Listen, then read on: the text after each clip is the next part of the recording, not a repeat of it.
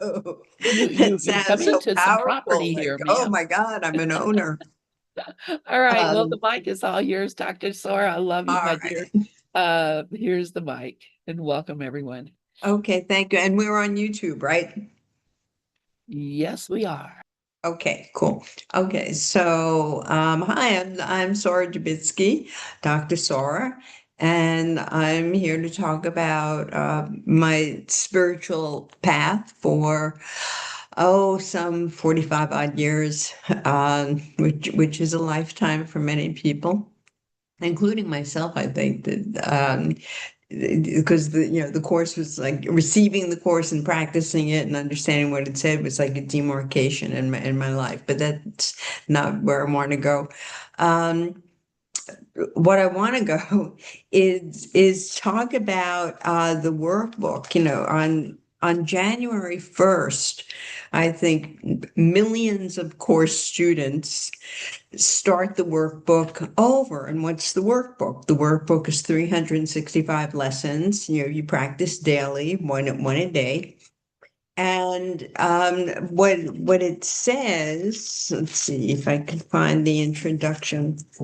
And it talks about that the uh, text of A Course in Miracles um, is the let's see is a theoretical foundation. A theoretical foundation such as the text provides is necessary as a framework to make the exercises in the workbook meaningful. Yet it is doing the exercises that will make the goal of the course possible. And it goes on. So that's the introduction to the workbook. And in the history of the course, um, there used to be actually three books.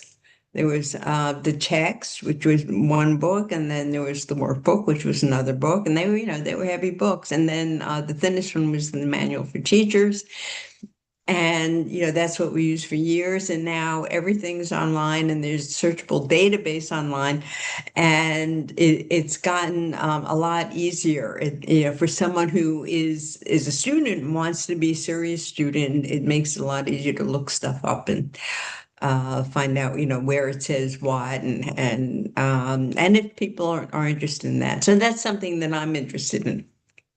And I've always kind of done this cross-referencing thing. But what I've been talking about for the past few weeks has been, the Course in Miracles basics. That's what I'm calling it. And like, what are the fundamental teachings? What are the core teachings? And the chorus, I made that up, of the core teachings is this idea that God did not create this world. No, yes, that the world we see of war, hatred, there's things that Susan and Myrna were talking about. Your relationships with your brother, relationships with other people in your lives, um, anger, frustration. Those things were not created by God. And as I've said before, that when I was growing up, I was a little girl. I knew my grandmother, who I'm named after, was killed in the concentration camp. I knew women who had and men who had tattoos on their arms, number tattoos on their arms. I knew women who were forced into um, experimentation so they could never have children. You know, I mean, I knew these horrible things because that was my parents' generation, and these were their friends. And I, became an agnostic, and then probably an atheist, because like, how could, if there's a loving God, if there's that we prayed to every Saturday. Growing up Jewish, we prayed on Saturday. It's, how could this be? How could God, we beseech God, help and do this and do that. And if there's a loving, if there's a God, how could there be war and hatred and all of this stuff? In the course, was the first place that I found an answer. And that answer was God didn't create the world. It was created as a byproduct of ego, and the ego is the separated self. So as soon as I think I'm separated from source, I'm separated from love, then I need to defend myself. One of the lessons is something like defenses do what they would attack. Soon as I defend myself, then I'm armoring myself against you, and I'm looking like I'm aggressing towards you. So, what that brings me to is like I started out saying that millions of people, course students, on the first day of January start the workbook lessons over again. So I thought I would just take a little bit of time to talk about, the first few workbook lessons since I started them over again. And what does this have to do within the foundation of the course thought system? And that's something that's important to mention, that what A Course in Miracles is a thought system. It's a way of looking at the world. And it's a way of looking at the world based on love. So let that settle in. And in the Course's thought system, God is love. So there's lessons that talk about God is but love, and therefore so am I. And we're what was there's others that will come to me. So on the first day of every new year, I start the workbook over, and I don't know how many years I've been doing this. A long time, 40 times. I don't know. It doesn't matter, because every time I do it, the richness of what the course is talking about keeps getting richer every year. So if we start with lesson one, nothing I see in this room means anything. In this room, on the street, from this window, nothing I see means anything. And I remember it was like in the early 90s, South Florida was very spiritual in the early 90s. Lots of groups and people studying different things. Kabbalah was coming in. And so I knew a lot of people in these different spiritual groups. And most people, that I knew at the time, when they see this, nothing I see means anything, it's like very depressing. What do you mean nothing I see means anything? Like, there's my partner, my spouse, or there's my car, or there's my animal, my cat. I have a cat. These things mean something. How can you say nothing I see means anything? So we used to call the first 50 lessons of the course, we used to call them weed pullers, meaning some people could not deal with working along the thought system as it developed through the workbook. They read nothing I see means anything. That's it. I'm done. And what this means, and you find out actually in the review after 50 lessons, what this means is that when we're seeing, we're really, all we're seeing is our own thoughts reflected back to us. And, one of I have a doctorate in psychology, and I've spent a long time studying psychology and teaching psychology. And one of my favorite areas of study in psychology is cognitive psychology, which is all about thinking and perception and memory and learning. And but in particular, there's a sub-teaching or sub-topic, script theory. And we develop, as we grow and interact with the world, starting from babyhood. um, our minds or brain kind of develop or make connections based on experiences. And that goes, they get built up over time and get built up, as we grow. And so by the time we're like, 30, we think we know what the world looks like or how the world works. And then we find out we don't really know how the world works. So to get back to the point, one example, and I thought of this the other day, of this idea of we're only seeing our thoughts kind of mirrored outwards. We can't see anything else. And there's this old story about, I think it was Captain Cook, was sailing around the world and he came to an island, and there was like a native tribe, and he was on these big clipper ships, and they rowed to shore in smaller boats, and they get to shore, and the natives are talking to them, and they start interacting, and the story goes something like, natives saying, well, how did you get here? And Captain would say, oh, there's our ships out there, I can't, there's our ships. The natives could not see them.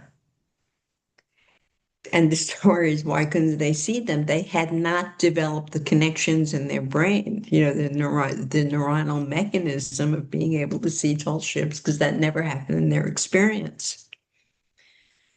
And that, to me, that's so symbolic of what this is saying, that we don't really, oh, let's see, can you see my cat? No.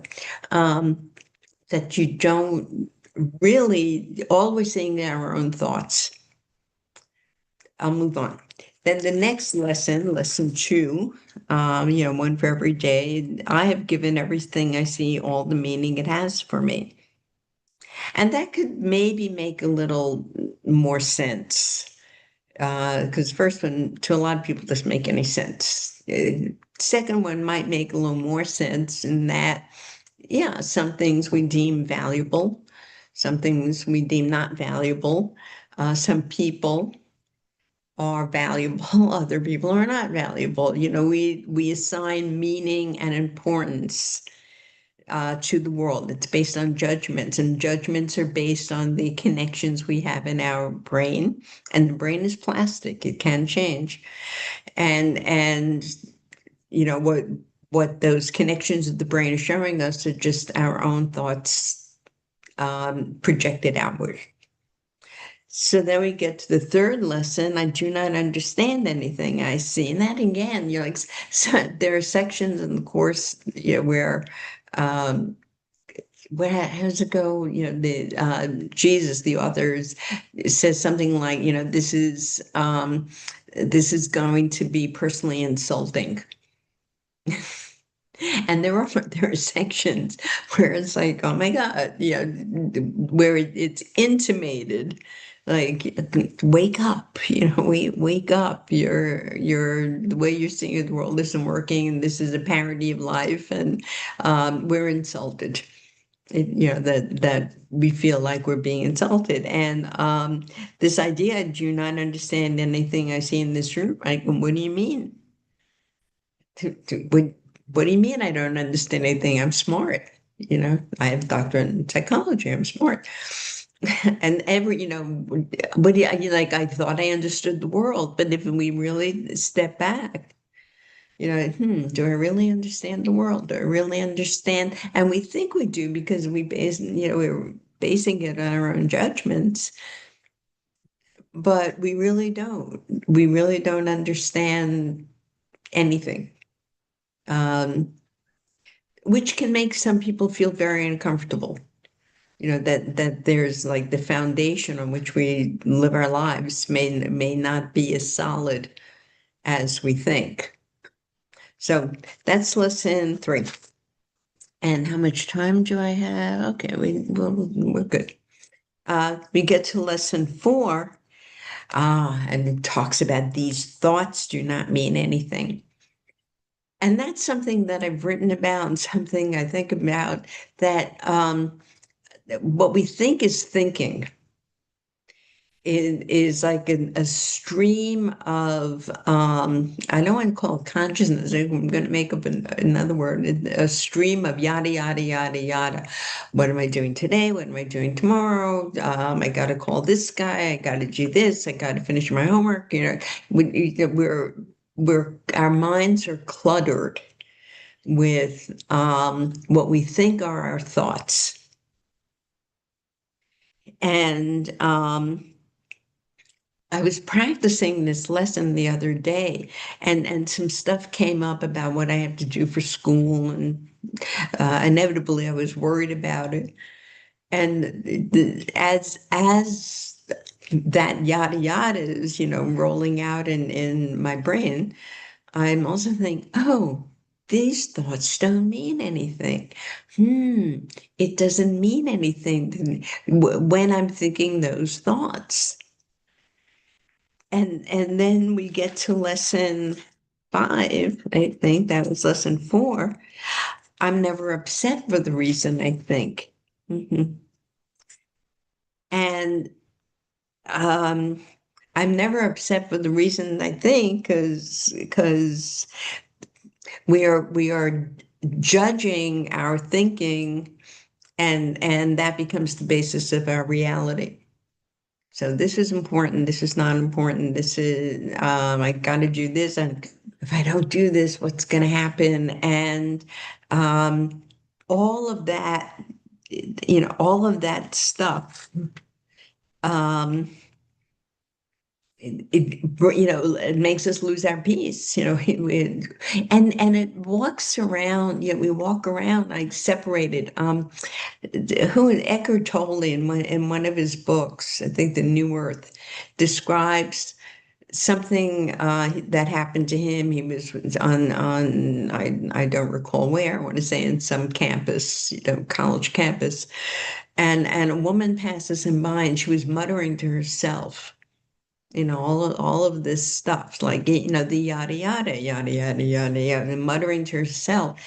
And as we do that, thinking about all this clutter that's important, our bodies react to that. Uh, so the nervous system reacts to that. The nervous system reacts to what we're thinking. And that becomes important because like Myrna and Susan were talking about, as what we think, can make us sick. But I won't go there yet. So the thought to recognize, wait a minute, what I'm telling myself, there in psychology and pop psychology especially, there's a lot of therapy or processes about becoming aware of your self-talk. And most of our self-talk is just filling in, this void, and our self-talk becomes the basis of what we're seeing. So, these lessons kind of work back in on themselves. And then we get to yesterday's lesson. I'm never upset for the reason I think. And again, this is like we're starting here with these lessons, and then we're going deeper and deeper and deeper and deeper. I'm never upset for the reason I think. Like, why am I upset? And you go through, what the things that are upsetting you are. I'm not angry at for the reasons I think. I'm not afraid of for the reasons I think. There are no small upsets. They're all equally disturbing to my peace of mind. In Buddhism, um, any thought is disturbs the peace of mind. So their training is to have no thoughts. I can't say that for the course, because we are asked to cultivate a new thought system based on love, so we see the world differently. So it's not that we have no thoughts, but we have what's called our real thoughts, and our real thoughts are loving. And let's see, can I see what time this is? Close. And what time is, okay, 2:52. So we'll do one more, bring it up for today. So that brings up to sixth. I am upset because I say something that is not there. Like, what do you mean? What do you mean? I see something that is not there. And then you practice that. I am angry because I see something that is not there. I'm worried about because I see something that is not there. There are no small upsets. Okay, so we're still up here with these lessons. And then we get to lesson 7.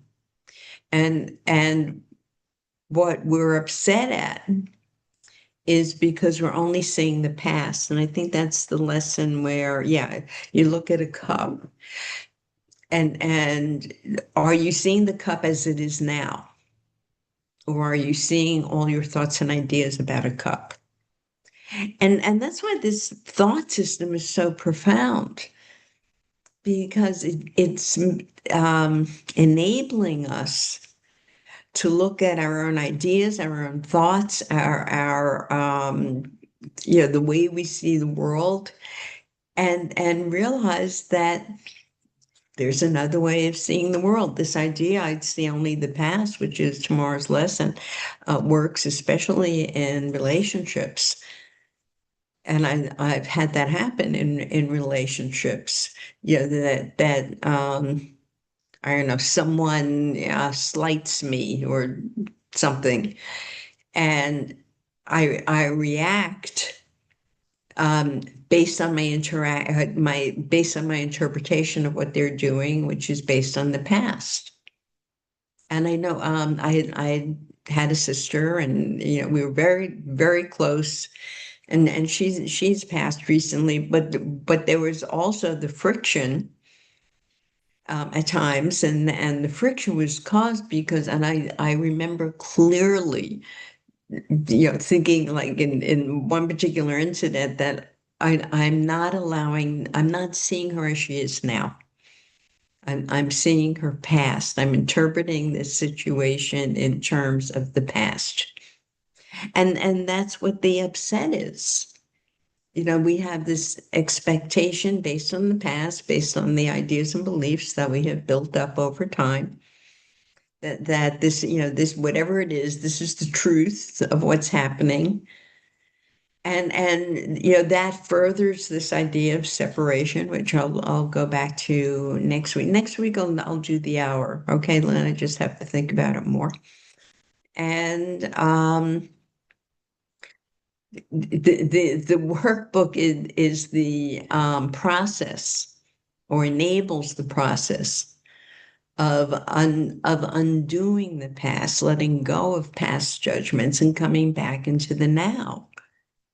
And it's in the now that healing takes place, that presence takes place, that you can see a little light bulb, shining, like a new idea of what's happening.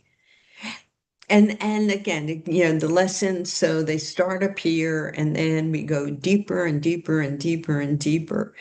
And with each layer, we uncover more of our spiritual stuff.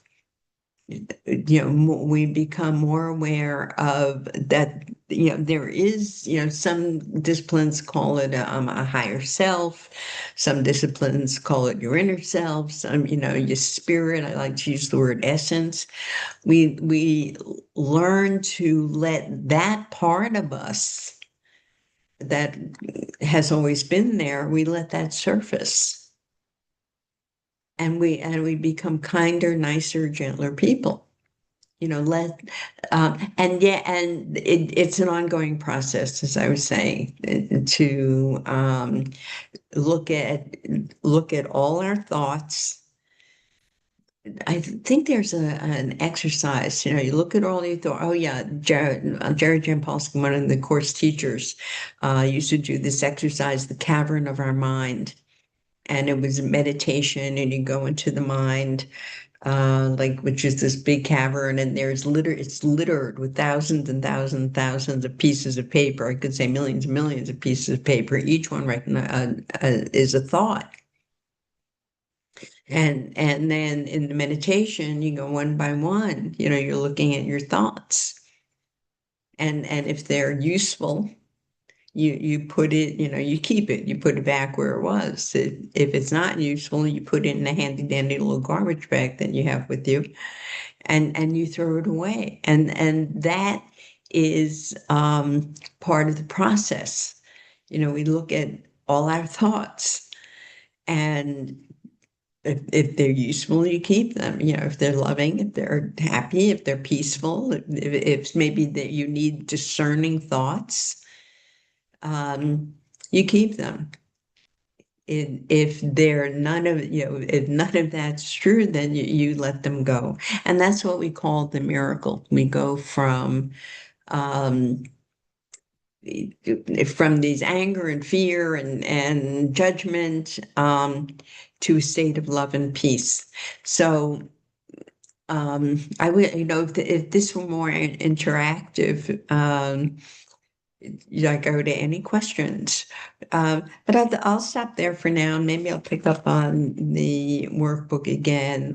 Next week, again, what I'm covering is found the foundation of the course basics. Um, this is my book from, I think, 1988 that I still use.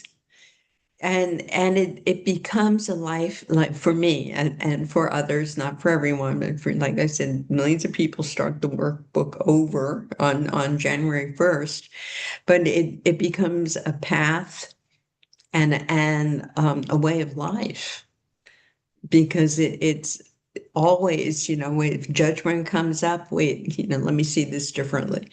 If anger comes up, let me see this differently. If fear comes up, fear is a biggie. Let me see this differently. And we're always, we gain strength in trusting, the spirit within us, or that essence within us that's connected to a loving God. Um, and we forget, the God. Don't look at the God of war. We stay focused on the God of peace that is within us. Okay, so again, I'm Dr. Sorah Dubitsky. I'm here and every Tuesday, 2:30. Next week I'll be doing 2:30, 3:30. And thank you. Thank you for being here. I hope this gave you some additional insight. And let's see, I think that's Reverend Wayne and Wellington and dear Lynn. I appreciate you. Thanks. You stay. Thanks for your. Let me see your face. Very cool. There's a real person there. So I will see you guys next week. And I'm really, oh, and another real person. Yay. Real big. I teach on Zoom for my academic class. I teach at Florida International University, and I do a Zoom section once a week. Um, and most of the students, like the class has about 50 people. Anyway, I get about 25 people, and hardly any, maybe one or two actually turn on their cameras. Everyone else, it's a name. And of course, I have to have my camera on because I'm the one doing the teaching. So, but it's just so funny. But if I were taking a class, I probably would have my camera off as well. So next week, cameras on. I'll mention this to some other people. Maybe we can have some other, some more dialogue. Right now, I'm using this as a teaching session, but dialogue questions would be really nice. Anybody have anything they want to add? Oh, I do. You can follow me on Substack. Google my name. I have a weekly column on Substack, Eros and Essence, and it's about like what some people would consider the antithesis of spirituality. It's about sexuality, because I've been teaching human sexuality for like 19 years. So, and my joke, I don't do it, I just teach it. I have lots of jokes. Um, but it's weaving together the spirituality and sexuality. That's what the websites, the my Substack pieces are about. I have a book coming out about intimacy, and not having very little to do with sex, but having more about, as I see you, I see me. That intimacy occurs in the space between people. So I've got that. And then I have a podcast with a former student.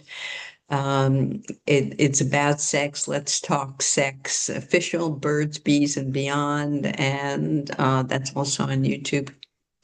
So, and Dr. Sorah, Drsorah. What is my email? No, it's Sorah Dubitsky. Sorry, I was thinking of Substack. Sorah Dubitsky at gmail.com. Yeah, my name, Sorah Dubitsky at gmail.com. I'll see you guys next week. Thank you, thank you, thank you for listening. Thank you, Lynn. Thank you, Wellington. Thank you, Reverend Wynn. And I'll see you guys next week. Great. Thank you so much. And I appreciate you going over the lessons. Yes, we too are beginning the lessons all over. It's like every year it becomes more and more and more meaningful. And it is lovely. So thank you so much. And I appreciate it. And I like that you have into me, I see intimacy. I love it. I have to do another one with intimacy. Yeah, Into me, I see. the book is the word intimacy, the sacred space between us, and on the cover it says inspired by A Course in Miracles. Oh, essays about intimacy and love inspired by A Course in Miracles. And I have permission, like I got permission from the foundation to use Course in Miracles in it. So we'll see. That's been a lesson in letting go, but we'll see. We'll Um, see. All right. all right, so I'll see you next week, and thank you so much, and have a great rest of your day. Thank you, Dr. Thank you, Sorah. Dr. Sorah. Thank you.